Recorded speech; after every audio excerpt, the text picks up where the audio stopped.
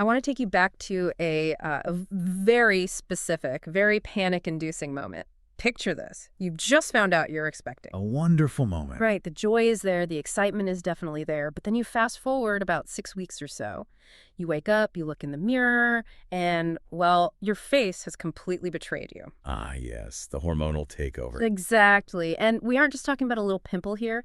It's a full-blown uprising. Maybe it's cystic acne all along your jawline, or maybe it's eczema that you haven't dealt with since you were 5 years old, or your skin is just so incredibly dry that it physically hurts to smile. And so you do what you've always done in that situation. You reach for your top shelf fixers. Right. Your retinoids, your high-percentage salicylic acid, maybe that really intense chemical peel solution you love. But then you pause. You pause because you suddenly remember, wait, can I actually use this right now? So you hit the internet. And that is where the spiral really begins. You're staring at these massive lists of... The dreaded unsafe ingredients list. Yes. The lists that seem to include absolutely everything that actually works. You're left with this awful feeling that you have to choose between keeping your baby safe and, I don't know, looking like a shedding reptile for the next 9 months. It is a brutal trade-off. We essentially tell pregnant women, congratulations, your body's doing something amazing. Now please just stop taking care of your skin. Right. And that frustration is exactly why we're here today. No. We are doing a deep dive into an ingredient that is just currently blowing up the pregnancy skincare forums. It's called hypochlorous acid, or HOCl. Oh, a bit of a terrifying name. It really is. I have to be completely honest with you. When I first saw the name, I flinched. Acid. It sounds like something that burns. Yeah, it sounds industrial. Exactly. It sounds like something you keep in a locked cabinet under the sink, not sitting out on your vanity. It definitely has a pretty severe marketing problem with that name. But what's really fascinating is that despite the harsh moniker, this might actually be the single most logical solution for pregnancy skin we've ever come across. Logical is a pretty strong word. It is. But I use it because we aren't talking about a new synthetic chemical that was just invented in a lab last week. We are talking about something your body, specifically your immune system, is already making on its own. Okay, we're definitely going to get into the whole body making it part because that completely blew my mind when I read it. But first, let's lay the groundwork for you. We are pulling this deep dive from a pretty tall stack of research today, but our primary roadmap is a really comprehensive breakdown from Era Organics. Specifically, an article by Nikki Chase from just a few weeks ago, January 28, 2026. Yes. And what I really appreciate about this specific source material is that it doesn't just give us the fluff. Yeah. It digs right into clinical dermatology research, government-backed safety data, and the actual molecular mechanics of how this works. So the mission for today is this. We need to figure out if this hypochlorous acid is actually safe or if it's just, another natural trend that doesn't actually work. Because let's be real, natural doesn't always mean safe. Very true. I mean, arsenic is natural, poison ivy is natural. A very fair point. Just because something is biological absolutely does not mean you should put it on your face. Exactly. So convince me, what is this stuff, really? To understand HOCl, you basically have to look at how your body fights a war. Imagine you get a cut on your arm. Bacteria start trying to invade that space. Your body immediately sends in the cavalry. The white blood cells. Right, specifically white blood cells called neutrophils. Neutrophils. Okay, I actually remember those from high school biology. Most people do. So these neutrophils rush to the site of the infection, and they undergo a process called a respiratory burst. A respiratory burst? Yeah, essentially, they produce a very specific molecule designed to kill the invader. And that molecule is hypochlorous acid. So my white blood cells are just little chemical factories? They are, and they are highly efficient factories. They produce HOCl because it is incredibly lethal to pathogens. We're talking bacteria, viruses, fungi, but, and this is the really crucial part, it is biocompatible with human cells. Meaning it actually knows the good guys from the bad guys? In a way, yes. It has to do with a physical cell structure. Bacteria have a very specific type of cell wall. HOCl hits that wall and essentially unzips it. It causes the bacteria to just rupture. Wow. But human cells are structurally different. They're tougher in that regard, so the HOCl basically ignores them. That sounds pretty violent, honestly. For the bacteria, at least. It is violent, and here's where it gets even cooler. It doesn't just pop the bacteria like a balloon. It actually goes in and destroys the DNA inside the bacteria. Why does that matter? Because if you destroy the DNA, the bacteria can't mutate. I mean, one of the biggest problems we have with antibiotics today is resistance. Right. Right, they adapt. Exactly. Bacteria learn to survive. But they can't learn to survive HOCl because it destroys the literal instruction manual they would use to adapt. Okay, that is seriously impressive. But I have to ask the question that I know some of you listening are screaming at your speakers right now. Let's hear it. When I smell this stuff, because I did buy a bottle to try it out, it smells a little bit like a swimming pool. It smells like bleach. Are we really just putting diluted bleach on our faces? I am so glad you brought this up because it is, without a doubt, the #1 misconception. It smells like a pool because it is in the same chemical family as bleach. But bleach is sodium hypochlorite. This is hypochlorous acid. They sound like cousins. They are cousins, but one is definitely the evil cousin. Huh. Seriously, though, bleach is extremely alkaline. It has very high pH, which is why it burns your skin and eats right through fabric. HOCl has a neutral pH, exactly matching your skin's natural acidity. Okay. So while they do share a chlorine atom, which is what gives them that familiar scent, they behave completely differently. Bleach burns, but HOCl soothes. Okay, so the smell is just the chlorine atom itself, not the burn. That actually helps a lot. But let's pivot to the main pregnancy fear factor here. Absorption. The big one. Right. The whole reason we start using retinol is that we are absolutely terrified it's going to seep into our bloodstream and get to the baby. If HOCl is so good at aggressively killing bacteria, does it also soak into my blood? This is honestly the strongest argument for its safety in the source material. The molecule of hypochlorous acid is surface acting. It is biologically designed to work strictly on the interface of the skin. It does not penetrate deep into the dermis or enter the vascular system. So it just stays exactly where I put it. Precisely. Unlike salicylic acid or retinoids, which are often formulated specifically to penetrate deep to do their job, HOCl sits on the epidermis. It cleans up the mess, kills the bacteria, calms the inflammation, and then poof. Poof? What do you mean poof? It's unstable.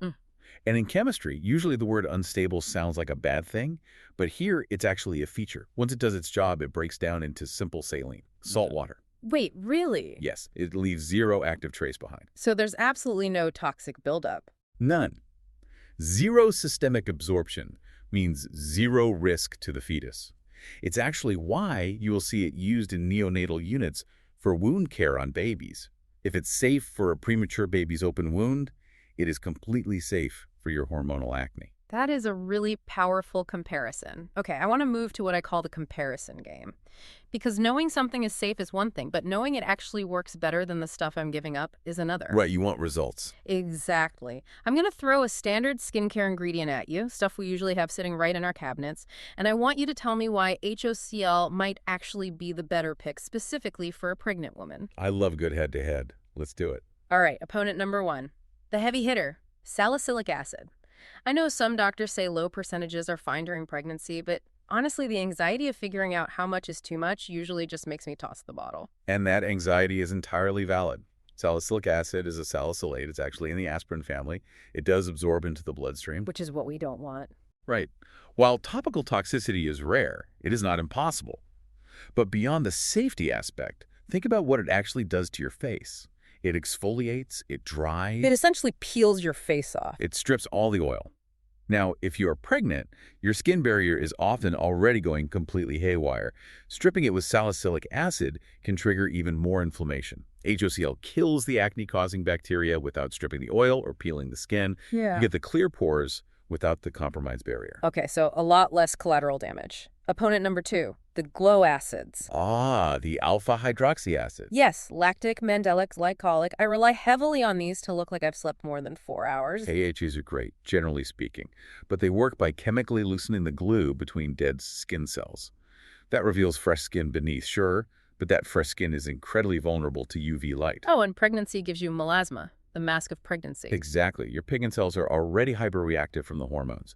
If you use an AHA, you are making your skin even more sensitive to the sun, which can make that pigmentation 10 times worse. I see where this is going. Right. HOCl fights the breakout, but it doesn't exfoliate at all, so it doesn't increase your sun sensitivity. It's simply the safer play if you're worried about developing those dark spots. That is a huge point. I didn't even think about the sun connection. Uh, All right, opponent number 3, the safe and boring choice, colloidal oatmeal. a classic. Everyone tells you, oh, you have a rash, just put some oatmeal on it. It is the traditional go-to. But here is the nuance the Era Organics article points out, which I think is just fascinating. Oatmeal works by physically coating the skin. It's very soothing.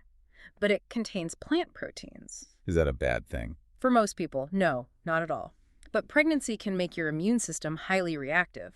Some people actually develop brand new allergies to those plant proteins. It can trigger contact dermatitis. Which is the exact opposite of what you want. Exactly. Plus, let's be honest, oatmeal is messy. It's like pasting breakfast on your face. And it doesn't kill bacteria, right? What? No, it doesn't. It just sits there. If your eczema is being caused by bacteria, which it very often is, oatmeal is just trapping that bacteria right against your skin. HOCl kills the bacteria driving the itch.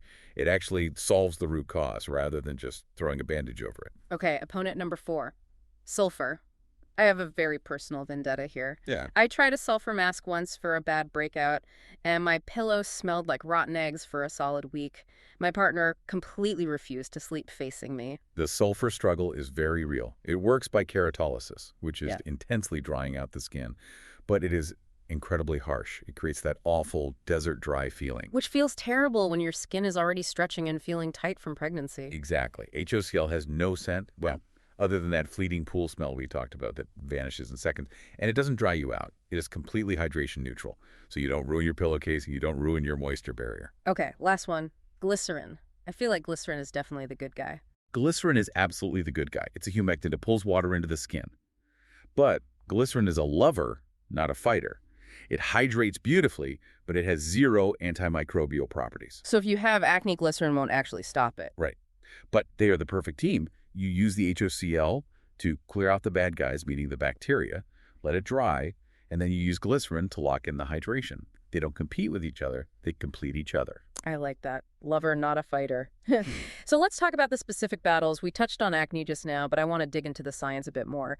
You mentioned a study earlier by Gupta and Nicole. Yes, this was a 2016 study titled Topical Hypochlorous Acid as a Treatment for Acne Vulgaris. It was a crucial study because they didn't just count the pimples. They really looked at tolerability. Meaning, did it hurt to use? Exactly. They found that HOCl significantly reduced the lesions, the pimples went away, but the patients didn't report the burning, the itching, or the dryness typically associated with benzoyl peroxide. Just huge. It matters because the absolute best treatment is the one you actually stick with. If something hurts your face, you stop using it. And then the acne just comes roaring back. Right. HOCl specifically targets Cutibacterium acnes, which is the bacteria that lives right inside the pore. But because it's so anti-inflammatory, it also takes that red, angry color out of the pimple almost immediately. What about the other side of the coin? Eczema. I know women who get pregnancy eczema having never had it a day in their lives before, and it is incredibly itchy. The itch is definitely the worst part. In dermatology, we call it pruritus. And very often that intense itch is driven by Staphylococcus aureus staph bacteria colonizing on the dry skin patches. Wait, staph? Like the really scary hospital infection? A version of it, yes. Yeah. It absolutely loves eczema patches. It secretes toxins that actively make you itch. You scratch, you break the skin open, and then more bacteria gets in. It is a vicious cycle. So how does HOCl break that cycle? It kills the staph. The source material references a 2023 review by Bucker that highlights this exact mechanism. By removing the bacterial load on the skin, you stop the chemical trigger for the itch.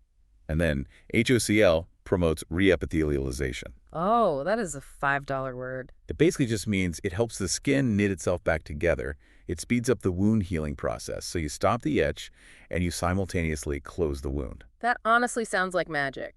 But let's get super practical for a minute. I'm a tired pregnant woman. I do not want a 12-step routine before bed. How do I actually use this stuff? Do I need cotton pads? Do I need a special applicator? The beauty of it is the format. It almost always comes in a simple spray. Just a mist. Just a mist. You wash your face, pat it dry, and mist the HOCl all over. Let it sit for maybe 30 seconds until it dries down completely. That is it. Then you just put on your moisturizer. You mentioned the sandwich method earlier, putting it under things. Are there things I should absolutely not mix it with? Great question. Because HOCl is an oxidant, you want to be very careful with antioxidants. If you use vitamin C, for example, wait for the HOCl to dry completely, or just use them at totally different times of the day. They can actually cancel each other out. So I'd basically just be spraying expensive water on my face. Exactly. And definitely don't mix it directly in your hand with a retinol or a really strong acid. The pH levels are entirely different, and you will destabilize the HOCl molecule. Just keep it simple. Clean skin, then HOCl, then moisturizer. What about the body? Pregnancy isn't just a face event. There's the back acne, the sweat rashes under everything as you grow. This is where the spray format is an absolute lifesaver. Reaching your own back at 8 months pregnant is an Olympic sport. Being able to just spray over your shoulder to treat back knee is a total game changer. I can imagine. And for heat rash, which is super common because your basal body temperature is higher during pregnancy, it physically cools the skin and kills the bacteria that festers in the sweat. And the wipes. The article mentioned wipes too. Essential for the hospital bag or the gym. If you can't shower right away, a quick wipe down with HOCl removes the bacteria so you don't break out later. And since they are usually fragrance-free, they won't trigger that awful pregnancy nausea that smells so often do. Oh God, the nausea. I couldn't even handle the smell of lavender for months. So fragrance-free is a huge win. Okay, let's fast forward. We've survived the 9 months. Baby is finally here. We are breastfeeding. Is HICL still safe to use? It is. The National Library of Medicine's LactMed database generally lists topicals with no systemic absorption as safe. But, and this is a big, bold but, do not apply it to the nipple or areola right before feeding. Because the baby would eat it. Right. It's not that it's highly toxic, like we said, breaks down into salt water, essentially, but it could taste salty or weird to them, and it might irritate the baby's very sensitive mucous membranes. Plus, we just generally don't want infants ingesting skincare products. Fair enough. So keep the girls clean, but maybe strictly use the spray on your face or, say, your C-section scar. Yes. It is absolutely incredible for C-section recovery. Remember, it's a proven wound healer. It keeps the incision clean without the harshness or stinging of rubbing alcohol or hydrogen peroxide. That is such a hot tip for new moms. So, stepping back and looking at all of this, it really feels like we're in a bit of a paradigm shift. For years, skincare, especially anti-aging or acne treatment, has been all about fighting. We fight wrinkles, we fight zits, we just attack the skin with lasers and heavy acids. It has been a very militaristic approach. Yeah. We burn it, we peel it, we basically force the skin to submit. But this feels really different. It is different. It's biomimicry. We're finally realizing that maybe we aren't smarter than millions of years of evolution. The human body developed HOCl for a very specific reason. It is the perfect weapon. It's deadly to enemies, but harmless to self. We're just bottling what we already have inside us. Exactly. Instead of trying to invent a brand new molecule in a lab to trick the skin, we're just giving the body a little boost of its own magic. We're moving from anti-aging to pro-healing. I love that. And for a pregnant woman whose body is already doing the miraculous, exhausting work of building a new life, that philosophy just fits perfectly. You don't need to fight your body. You just need to support it. Support, don't fight. I think that is absolutely going to be my mantra for the next few months. It's a very good one to have. Well, there you have it. From a terrifying name to a biological hero, hypochlorous acid. If you're out there staring at that positive test and you're breaking out face in the mirror, maybe give the bleach cousin a try. Just don't use the actual bleach. Please, whatever you do, do not use the actual bleach. Thanks for diving in with us today. We hope your skin and your sanity clears up soon. Stay curious. See you next time.